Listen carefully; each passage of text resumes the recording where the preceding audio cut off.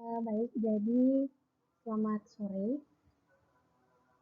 Di sini saya akan menyampaikan materi yang kedua, yaitu mengenai vital sign dan initial assessment.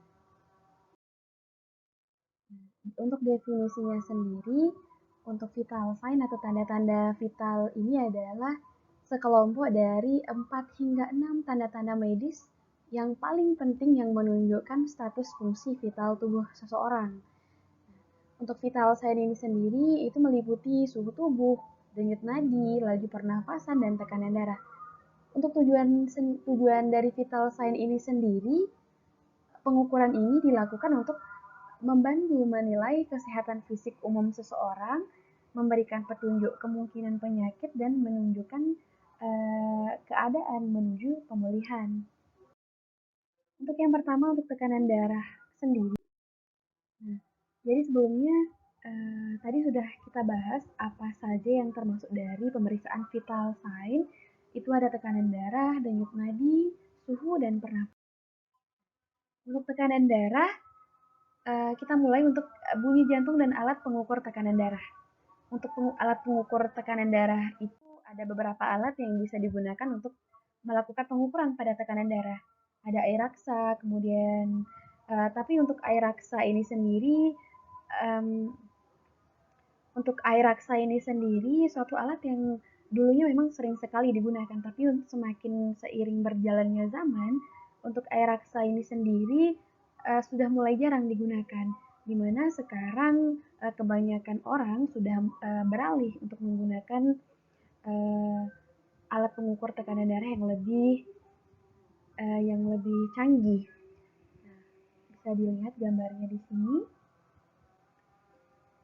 Nah,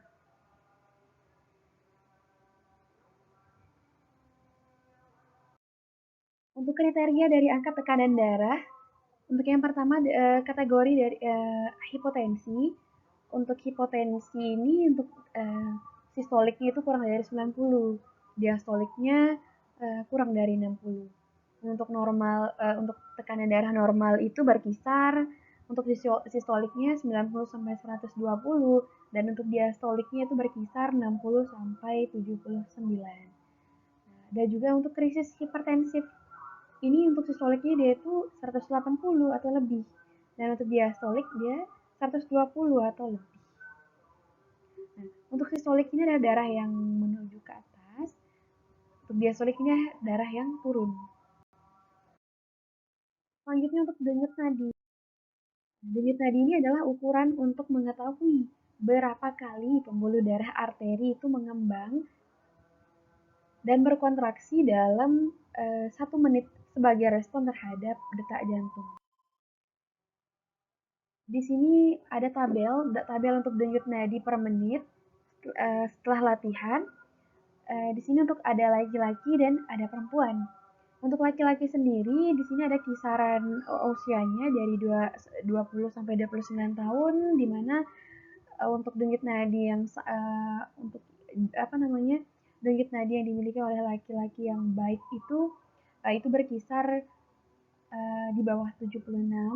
Ada juga pada usia 30 sampai 39 tahun untuk denyut nadi yang baiknya itu di bawah 78.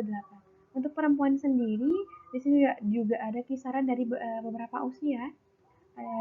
Untuk umur 20 sampai 29 tahun itu untuk denyut nadi yang sangat baik pada perempuan ini di bawah 86. Untuk yang berusia 30 sampai 39 tahun ini di bawah 88. Begitu juga dengan keadaan yang baik, cukup baik, dan kurang. Untuk mengukur nadi, di sini ada beberapa lokasi pengukuran nadi yang dapat dilakukan. Untuk yang pertama ini dapat dilakukan pada pergelangan tangan. Pergelangan tangan, kemudian pada leher, pada arteri karotis, kemudian dilipat siku sebelah kanan. Pada lipat siku sebelah kanan. Sebelah dalam. Lipat siku sebelah dalam. Selanjutnya untuk suhu sendiri. Nah, untuk suhu sendiri ini di mana untuk suhu tubuh normal itu berkisar 36,5 sampai 37,5 derajat Celcius. Nah, untuk suhu ketika seseorang mengalami demam atau hipertermia itu berkisar di atas 37,5 atau 38,3 derajat Celcius.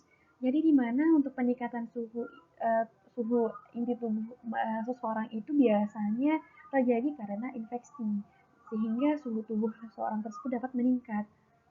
Selain itu, ada juga istilah medis yang ada juga yang disebut dengan hiperpireksia, di mana suhu tubuh seseorang tersebut berada di atas 40 atau 41 derajat Celcius.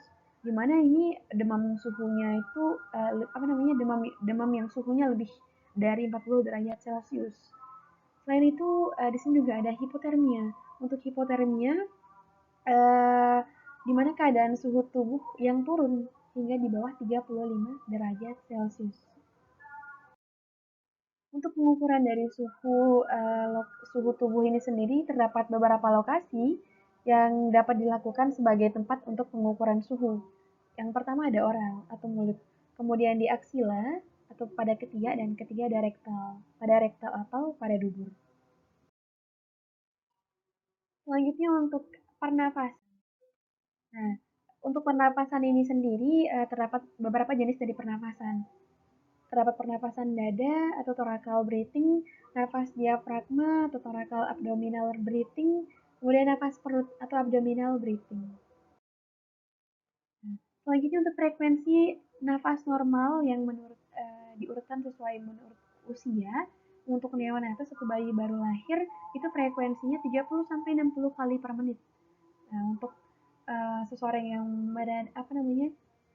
berumur di atas 12 tahun itu 12 sampai 20 kali per menit. Selanjutnya apa sih initial assessment? Jadi initial assessment ini adalah suatu penilaian kondisi awal korban maupun pasien yang dilakukan dengan cepat dan tepat. Di mana dalam initial assessment ini terdapat tim yang bertugas memberikan penilaian terkait kondisi korban maupun pasien. Untuk initial assessment ini biasanya dilakukan dengan durasi kurang dari 5 menit. Di mana dalam penilaian initial assessment ini yang atau yang lebih dikenal dengan singkatan ABCDE. Terdapat 5 komponen yang harus dinilai. Yang pertama itu ada airway, A, breathing, B, circulation, C, disability, D, dan exposure. Terima kasih. Mungkin itu saja yang bisa saya sampaikan, kurang dan lebihnya mohon dimaafkan.